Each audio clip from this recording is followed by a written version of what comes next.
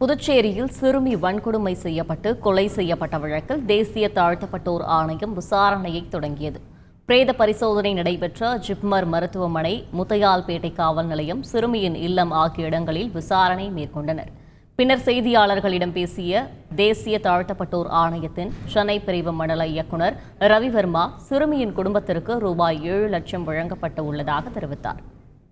குற்றவாளிகளுக்கு இரட்டை ஆயுள் தண்டனை வழங்க வேண்டும் என்பதே தன்னுடைய கருத்தாக உள்ளதாகவும் அவர் கூறினார். இரட்டை ஆயுள் தண்டனை கொடுத்தா கூட நல்லது அப்படின்னு தான் விரும்புகிறாங்க. உங்களுடைய கருத்து? என்னுடைய கருப்புமே, நானுமே தனிப்பட்ட முறையில் என்னுடைய இதயமே கனத்து போயிருக்கு.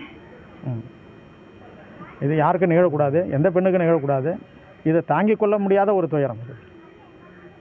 எந்த பெற்றோருக்கும் இந்த மாதிரி ஒரு இழப்பு சந்திக்கவே கூடாது. இதுதான் கடைசியான நிகழ்வாகவும் இருக்கணும். பெற்றோர்களுக்கு அவங்க என்ன சார்ந்த அவங்களுக்கு எப்படி ஆறுதல் சொல்கிறதுக்கு நமக்கு ஒன்றுமே கிடையாது. உங்ககிட்ட அவங்க என்ன கோரிக்கை? அவங்க கோரிக்கை எதுவுமே வைக்கல.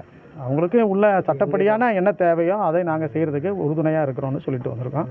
அவங்களுக்கு சட்டப்படி வேலை வாய்ப்பு கொடுக்கணும், பென்ஷன் கொடுக்கணும், இதெல்லாம் சொல்லிட்டு வந்திருக்கிறோம். அரசு மேற்கொள்ளும்.